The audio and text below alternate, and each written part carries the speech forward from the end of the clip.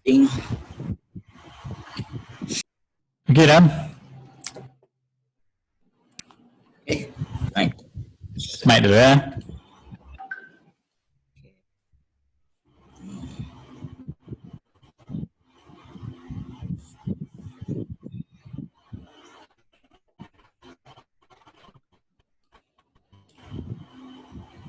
Okey, Ram Dam, nanti Adam. Okey. Ya, saya tak dengar. Dengar ke? Dengar.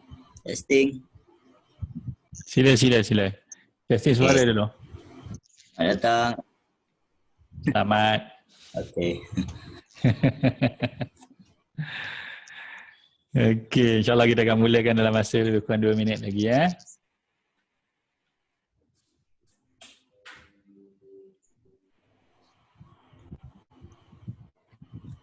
Alright, sementara kita nak menunggu yang lain, sikit taklimat untuk diberikan macam biasa. Yang dah ikut, maklumlah kita ada sedikit taklimat sebelum kita bermula. Yang mana, yang pertama selamat datang ke kelas 9 at home. Okey, hari ini akan disampaikan oleh MT Adam, Home Kuala Kangsar.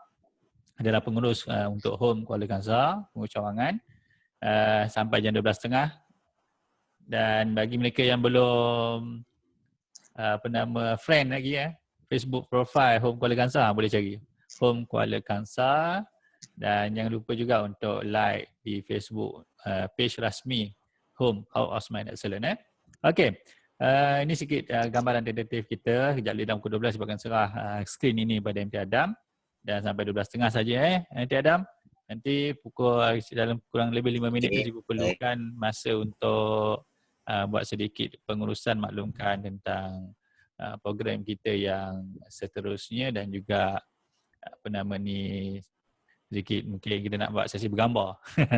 Sesi bergambar online Okey. Penjagaan audio macam biasa pastikan mic mute. Bila dah nak pakai nanti baru kita unmute, tekan spacebar ataupun pada aplikasi Zoom tersebut. Dan saya galakkan untuk kita berchatting untuk kita berchatting di ruangan yang ada tu, boleh cari sendiri nanti. Okay, kita chat kat situ lah kalau nak tanya ke nak ada persoalan yang timbul dan dirakam dan kita akan masukkan ke YouTube channel. Jadi yang nak buat ulang kaji boleh masuk YouTube channel. Jangan lupa subscribe YouTube channel Home Okey, jadi tanpa buang masa saya serahkan skrin ini kepada MT Adam. Dipersilakan untuk topik matematik pengguna. Okey Adam, silakan. Okey, terima kasih Sifu. Sama-sama, terima kasih. Okey. Selamat siang semua. Apa khabar? Saya harap yang mana yang berpuasa tu teruskan berpuasa dan yang mana yang tak berpuasa tu boleh minum. Moderator tak sediakan air. Dahaga. Puasa. Puasa. Okey. Jom kita mulakan. Okey, saya akan menyampaikan tajuk matematik pengguna. Matematik pengguna ni ada dalam silibus sekolah menengah, iaitu tingkatan 3 dan juga tingkatan 4. Okey, penyampaian pada hari ini hanyalah berbentuk overview saja. Saya tak akan masuk in depth, saya tak akan masuk ke dalam fokus dan detailkan pada setiap subtopik itu. Ini supaya kita kenal dulu dan kita tambah minat kita pada topik ini. Setuju. Okay, right. Dan terusnya, okey. Ini adalah topik yang baru. Topik baru je dalam silibus matematik. Ianya bermula pada tahun lepas, diperkenalkan bagi pelajar-pelajar tingkatan 3 pada masa itu, dan pelajar tingkatan 3 pada tahun 2019. Apabila pada tahun ini mereka naik tingkatan 4, diteruskan juga topik ni. Dalam tingkatan 3, ianya dalam bab 3, boleh nampak di situ pada gambar adalah helaian pertama muka surat 50 bagi tingkatan 3 dan bab 10 bagi tingkatan 4 muka surat 270. Dalam bab ni 70%, 70% ke 80% adalah dalam berbentuk ayat. Jadi kepada yang minat nombor, dia mungkin akan sedikit bosan, tapi kepada yang minat wang dia akan seronok lah. Malah tahun lepas saya ada seorang klien tingkatan 3. Setiap kali datang ke premis di Home Kuala Kangsar, Sifu, masuk-masuk dia buka model, dia akan terus buka topik ni dulu. Dia akan baca ni, walaupun pada hari tu plannya kita nak belajar topik lain. Dia masuk-masuk memang dia akan buka topik ni dulu. Dia nak sangat penuh suka. dia duit ya? Suka topik. Mungkin dia suka duit lah. Saya doakan dia berjaya lah. Okay. Right. Kenapa kementerian bagi wujudkan topik ni, dan topik ni dalam matematik, kenapa dia tak jadi satu silibus? Maksudnya akan ada satu silibus lain selain matematik, maksudnya ada kepenggunaan. Okey, sebenarnya topik ini lebih kepada kepenggunaan, ke konsumer, dan dalam kepenggunaan ni ada dia punya matematik dia lah. Jika kita nak ajar yang bahagian matematik saja, pelajar jadi tak faham. Jadi macam-macam topik berkaitan kepenggunaan di dalam topik matematik pengguna ni. Jadi kita kena belajar term-term, istilah-istilah dalam kepenggunaan, dan kemudian nanti akan dimasukkan dia punya formula-formula lah, dan kiraan penambahan, darab, sifir, bahagi semua. Okey, kenapa kita nak belajar ni? Kalau dalam buku ini saya petik daripada buku teks ya. Kalau tingkatan 3, kenapa belajar bab ini? Pengetahuan tentang simpanan, pelaburan akan membantu seseorang merancang kewangan. Konsep simpanan dan pelaburan digunakan dalam bidang perbankan, saham, hartanah, perniagaan, kewangan, perekonomian dan sebagainya. Dalam tingkatan 4 juga, dia namakan maslahat bab.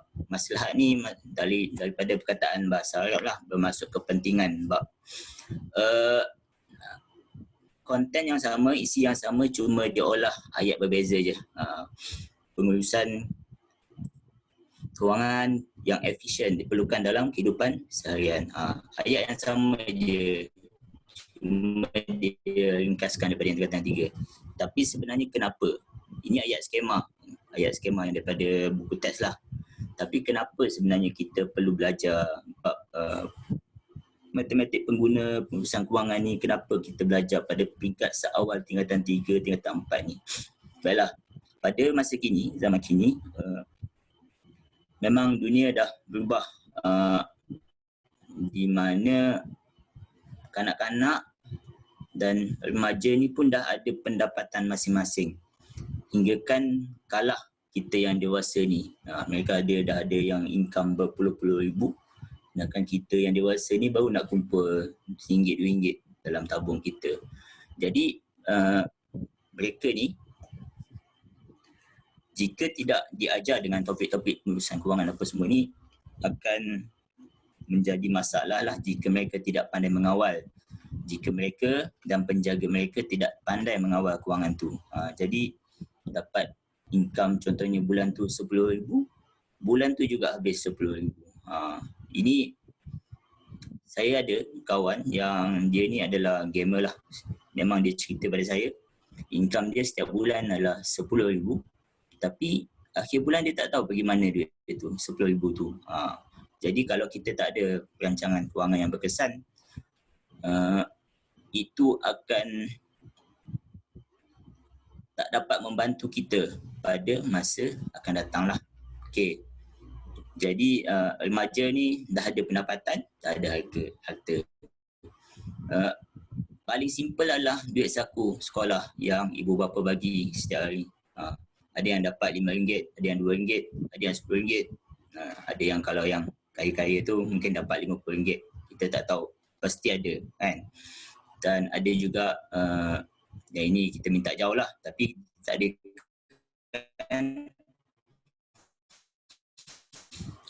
yang remaja ni kehilangan dalam kemalangan contohnya apa semua, dan mereka mewarisi harta.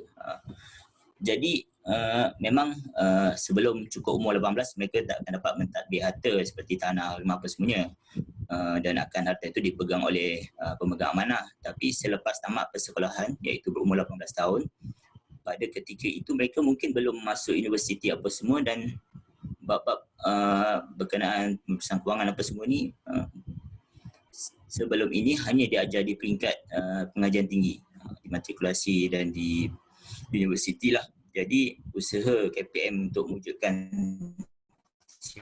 universiti ini dalam peringkat menengah memang harus dipuji lah.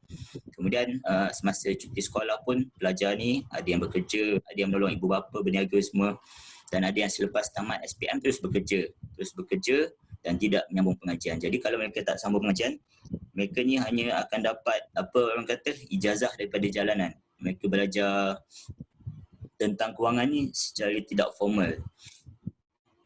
Bagus, tapi inisiatif kerajaan juga perlulah supaya pelajar-pelajar bermula daripada peringkat menengah ni dapat belajar tentang kewangan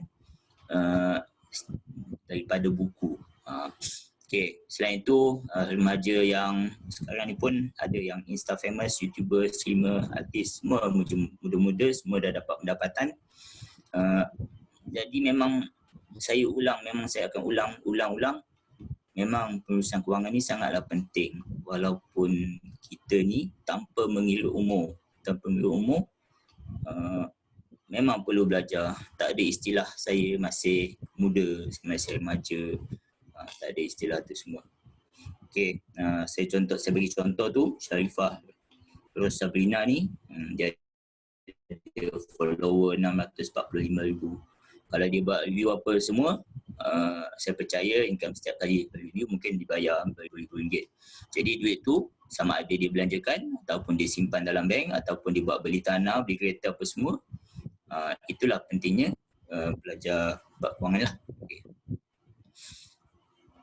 Next slide. Okay. Dalam tingkatan 3, topik matematik pengguna ni dibagikan kepada 2 subtopik utama, iaitu satu simpanan dan pelaburan. Ini ya, tengok tu bab 3, simpanan dan pelaburan dan kredit dan hutang. Kita tengok pada gambar tu. Jadi untuk yang simpanan dan pelaburan ni, pada awal-awal bab diajar tentang apa itu jenis akaun simpanan lah. Akaun simpanan ni basic yang paling utama ada 3. Akaun simpanan atau saving account, akaun simpanan tetap iaitu fixed deposit, dan juga akaun masa, akaun current. Jenis simpanan. Semua akaun-akaun ni ada di bank lah, contoh Maybank, BSN, CIMB dan lain-lain lah. Yang pada gambar tu adalah logo bank apa? Bank negara kan, Bank Negara Malaysia. Di bank di BNM ni, di sini tak ada akaun simpanan tetap, akaun semasa tak ada, nama je bank. Tapi dia ni sebenarnya adalah ibu kepada bank-bank di Malaysia ni lah. Dia yang mengawal segala mengawal segala bank-bank dari segi produk, servis, perkhidmatan, pengawalan dan sebagainya lah. Okay.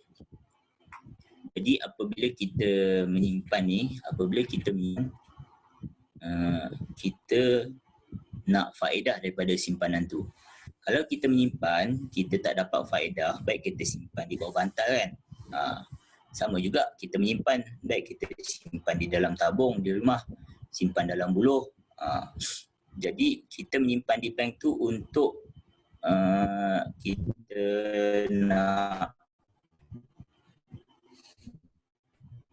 kita nakkan faedah faedah ni dikira berdasarkan simpanan kita lah. Contoh, kalau akaun simpanan ini, akaun simpanan faedah dia tidak tetap. Contoh faedah dalam bentuk persen peratus, kemungkinan simpanan tu akan setiap tahun, akhir tahun dia akan dibagi faedah 5%, contohnya 3%, 4%. Okay, untuk akaun simpanan tetap ni adalah dia punya faedah dia memang dah tetapkan, dan dia juga tetapkan dia punya masa lah. Contoh saya simpan 10,000 selama 5 tahun dengan faedah 5%. Jadi setiap tahun saya akan dapat faedah 5%, tapi dalam masa 5 tahun saya tak boleh keluarkan duit tu. Di mana duit tu akan disimpan oleh bank dan bank akan laburkan kepada pusat-pusat pelaburan lah. Okay, akaun semasa ni lebih digunakan kepada pemilik perniagaan, tapi orang awam pun boleh guna juga, sebab dengan akaun semasa ni boleh keluarkan cek untuk membayar cek, dan juga kita juga boleh mengeluarkan duit lebih daripada duit yang kita ada di bank, di akaun kita. Ini dipanggil overdraft, dan duit yang kita keluarkan lebih tu seolah-olah kita berhutang sebenarnya dengan bank, dan bank kenakan pula faedah kepada kita. Okey, faedah tu ada dua lah, faedah yang kita dapat dan satu lagi faedah yang dikenakan kepada kita. Kemudian dalam tingkatan 3 ni juga dibincangkan tentang pelaburan lah, investment. Pelaburan ni adalah duit ni bukan kita tak simpan, tapi kita beli sesuatu, iaitu kalau di situ ada tulis saham, amanah saham dan juga hartanah. Duit ni kita beli supaya kita akan dapat pulangan di masa hadapan. Itu dipanggil pulangan pelaburan. Contoh untuk saham, kita beli saham, saham ni dijual dalam bentuk sijil. Contoh satu saham tu berharga RM1. Saya beli saham tu pada masa ini, mungkin pada masa bulan depan dia jadi RM1.10 nilai dia. Jadi apabila saya jual, saya telah dapat pulangan sebanyak 10 sen. Okey, apa beza saham dengan amanah saham? Amanah saham pula adalah kita mengamanahkan duit kita kepada syarikat amanah saham, di mana syarikat amanah saham ini mengumpulkan wang-wang yang diberikan kepada dia, daripada saya, daripada awak, daripada mak ayah apa semua. Jadi duit ni dikumpulkan supaya dia boleh membeli saham di syarikat lain dengan jumlah yang banyak, di mana keuntungan tu nanti akan dibahagikanlah dengan syarikat tu dan juga kita. Yang bagusnya amanah saham ni adalah syarikat ni memang dia terlibat dalam melabur dalam membeli dan menjual saham, jadi dia ada dia punya bahagian yang menentukan yang mana yang sahamnya akan untung, yang mana akan rugi apa semuanya. Jadi duit kita akan lebih selamatlah berbanding kita beli dan jual saham secara individu. Okey, selain itu kita beli hartanah. Hartanah ni termasuklah bukanlah tanah sahaja, tapi bangunan, kilang, kita beli rumah apa semua, ini termasuk dalam hartanah, di mana kalau ikut trending, harga hartanah akan sentiasa meningkat daripada tahun ke tahun. Contoh harga tanah pada tahun ini mungkin berharga RM50,000, 10 tahun akan datang mungkin akan berharga RM75,000. Okey, harga akan meningkat, tapi dalam masa yang sama ada juga kemungkinan harga akan jatuh. Seperti juga saham harga jatuh, hartanah akan jatuh, dan duit simpanan kita tadi pun akan jatuh juga. Dia punya mungkin tak dapat faedah. Jadi di situ tidak semestinya kita akan mendapat pulangan. Mungkin kita akan menjadi rugi. Okey. Jadi salah satu dalam topik perancangan dalam simpanan dan pelaburan ni, salah satu yang diajar adalah bagaimana kita tidak melakukan simpanan dan pelaburan hanya pada satu tempat atau pada satu pelaburan. Contoh, saya katakan saya ada RM100,000. Katakan RM100,000 tu saya beli saham. Andai kata harga saham itu jatuh, bermaksud saya akan kerugian lah. Saya akan kerugian. Jadi saya akan rugi RM100,000 tu semua saya rugi. Tapi kalau saya asingkan RM50,000 kepada akaun simpanan, RM50,000 pada saham, kemungkinan hanya saham yang rugi. Saya masih ada keuntungan pada RM50,000. Okey, seterusnya dalam topik ni juga diajar tentang kredit dan hutang. Kredit ni lebih kepada kad kredit. Kad kredit ni adalah kad yang kita boleh berhutang. Kita berhutang dengan bank. Bank bayarkan dulu. Contoh kita beli kereta pula. Kita beli barang dengan berhutang. Kita minta bank bayarkan dulu dan kita bayar bulan-bulan kepada bank. Dan dia ada limit dia lah. Mungkin bank bagi limit RM10,000, RM50,000. Jadi kad kredit ni bagus dan tak bagus lah. Kita kena tahu menggunakan dia. Kalau tak bagus, dia yang jadi kad kredit berkeping-keping. Berkeping-keping tapi semua tak bayar. Semua last jadi muflis. Kemudian dalam topik ini juga diajar tentang hutang, pinjaman. Okey, kalau kita pinjam duit daripada bank, RM50,000 daripada mana bank dapat RM50,000 tu? Duit RM50,000 tu bank dapat sebenarnya daripada orang lain yang menyimpan di bank. Maknanya orang menyimpan duit di bank, bank gunakan duit yang disimpan itu untuk bagi pinjaman pada kita. Apabila kita pinjam, kita dikenakan faedah. Kita kena bayar lebih daripada apa yang kita pinjam. Dan lebihan yang kita bayar itulah yang dibayar pada penyimpan dan juga bank. Dan seterusnya akan diajar tentang belanjawan peribadi. Okey, urusan kewangan ni adalah termasuk dalam tingkatan 5, topik tingkatan 4, maafkan saya. Dalam tingkatan 4 ni topiknya lebih simple, lebih ringkas dan tak ada pengiraan pun. Hanyalah kebanyakannya nota lah, kebanyakannya ayat. Okey, untuk urusan kewangan dia ada 5 step. Yang pertama, menetapkan matlamat. Kemudian kita menilai kedudukan kewangan semasa kita. Kemudian kita wujudkanlah plan kewangan apa yang kita nak buat bergantung pada kedudukan kewangan semasa dan juga matlamat kita. Kemudian kita laksanakan plan kewangan yang kita dah buat tu. Apabila kita dah laksanakan, kita kena semak balik apakah plan kita ni berjaya atau tidak. Kalau tidak, kita kena buat pembetulan dan kita kena ulanglah melaksanakan. Kita laksanakan, ulang. Dan kalau okey, maksudnya plan kita tu menjadilah. Seterusnya, dalam menetapkan matlamat tu, yang first kali menetapkan matlamat tu, matlamat kita kena smart lah.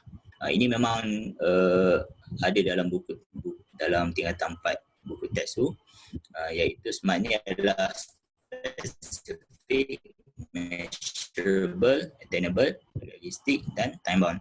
Spesifik ni adalah kita kena matlamat kita kena spesifik. Contoh tak boleh tak digalakkan matlamat saya nak kaya. Okey, tak boleh. Dia kena spesifik. Saya mahu ada wang RM50,000. Jadi wang RM50,000 tu measurable. Boleh diukur. RM50,000, okey, RM49,000 tak cukup lagi RM50,000. Dan attainable, mampu. RM50,000 memang kita boleh capai. Senang je. Dan realistik dan juga lengkap time bound ni maksudnya matlamat kita tu sesuai dengan jangka hayat kita dan matlamat kita lah. Okey. Dan seterusnya nanti belajar plan kewangan. Dalam buat plan kewangan kita kena tahu aliran tunai masuk dan keluar. Ada lebih ke, ada baki ke atau tak cukup, kena pinjam orang lain. Lepas tu kalau tak cukup kita kena buat matlamat lah, matlamat kewangan supaya nak bagi cukup. Kalau ada lebih pun kena ada matlamat, kita nak buat apa dengan lebihan tu. Dan last sekali kita kena nilai kebolehkelaksanaan plan kewangan. Okey, jadi setengah jam 25 minit macam tu memang masa yang tak cukup lah untuk kita nak mendalami dua topik ni. Jadi insyaAllah pada masa akan datang saya akan kupas bermula daripada topik tingkatan 3 tu hinggalah sampai tingkatan 4. Okey, saya serahkan pada Sifu lah. Okey, Ram, terima kasih banyak. Saya nak respon pada mesej yang ada ni. Ada yang bagi tahu kata internet slow, sian ya. Tak apa, yang tak dapat dengar dengan jelas, putus-putus, kita ada rakaman dan tengok dekat YouTube nanti. Jangan lupa subscribe YouTube tersebut lah. Okey, satu topik yang bagi Sifu amat menarik, yang mana ada rasa jealous. Okay. Sebab pelajar-pelajar zaman sekarang ni belajar benda yang kalau Sifu dulu kena belajar sendiri ni. Kena orang kata kena pijak duri, kena jatuh dulu, barulah dapat tahu tentang baik buruk benda-benda tu lah. Terutamanya kat kredit tu. Sifu dah berapa tahun dah tak pakai. Walaupun di offer. Sebab pengalaman. Sifu ada pengalaman, Sifu pernah pakai kalau tak silap 3 ke 5 kat kredit dulu. Seronok. Tapi kesan dia, selepas itu apa? Sebab tu bila diberi orang kata ilmu ni awal-awal, itu yang kata bagus sebenarnya. Dan Sifu dapat maklumat ianya adalah permintaan daripada bank negara kalau tak silap. Bagus satu. Okay. Satu topik yang amat menarik. Betul Dam bank negara kalau tak silap sebut yang ni. Okey. Kalau tu kot, saya kan. Kita ada masa lagi. Mungkin ada 1-2 persoalan yang nak ditanya, silakan. Boleh on mikrofon ataupun boleh bercerita dekat chat. Bye. Dah bye dah. Ini soal jawab ni, soal jawab. Tak ada ke?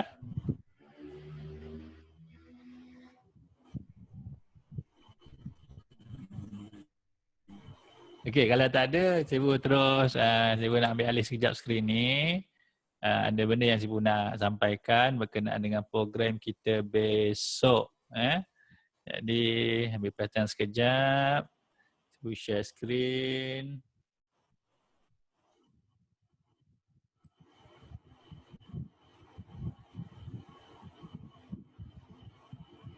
Untuk besok, 6 Mei hari Rabu, kita ada 2 topik.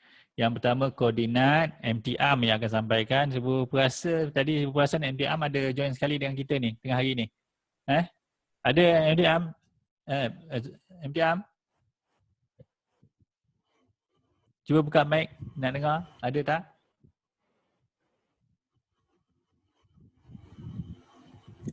MT Amin Khairuddin. Ya saya. Ready untuk esok Orang jauh ni, InsyaAllah. dari Kelantan. Subjek koordinat, antara subjek yang menarik tu dan seterusnya masa dan waktu. Okay? Untuk masa dan waktu tengah hari itu oleh MT Marni. MT Marni ni pengurus cawangan untuk 2 cawangan home, Seri Iskandar dan juga Manjung. Jadi jangan lepaskan peluang keemasan ni. Sama-sama kita usahakan untuk join sama. Okey, nampak gaya macam tak ada persoalan, tak apa. Tak ada, kita buka kamera, video. Kita nak bergambar sikit.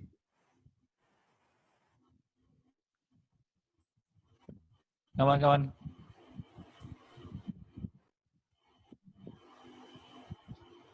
Kita nak bye-bye sekejap. Oh, tadi ramai. Dah ada dah keluar. Okey. Terima kasih banyak atas penyertaan MT Adam. Mungkin boleh bagi kata-kata terakhir. Kata-kata terakhir. Itulah, kena rancang kewangan lah, terutama pada masa kita tengah tenat ni. Jadi apa-apa, kita kena kawal lah nafsu kita. Tak boleh, jangan sekali-kali buka Shopee, Lazada tu. Pada yang tak berkemampuan lah. Tak Kawal boleh, kena nafsu buka. kita. Sebab ini adalah masa untuk kita, dia banyak lagi masa ke? Oh ada, boleh banyak lagi. Okay. Ada 10 minit lagi. Dia kalau yang ni bukan topik mendengar lah, tapi dah macam umum. Betul. Tak apa. Kalau dari segi kita sebagai rakyat, memang kita dalam fasa kita nak menyimpan.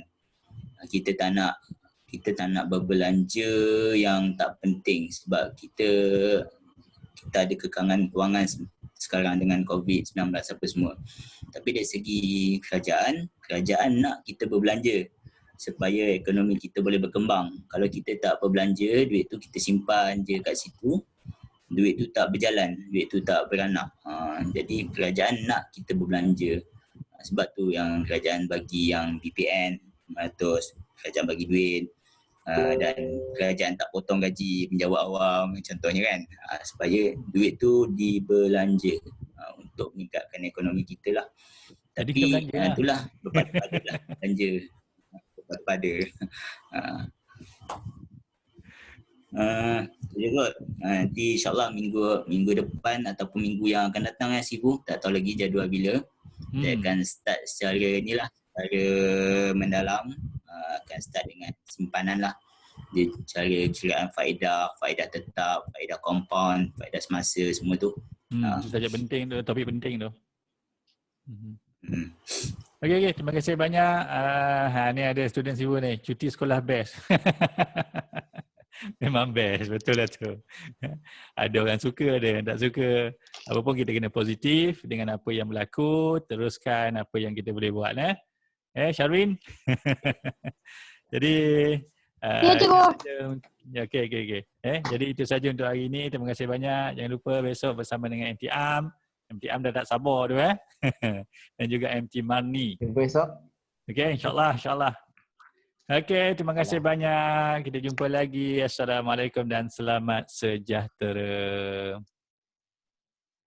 Selamat. Sama-sama.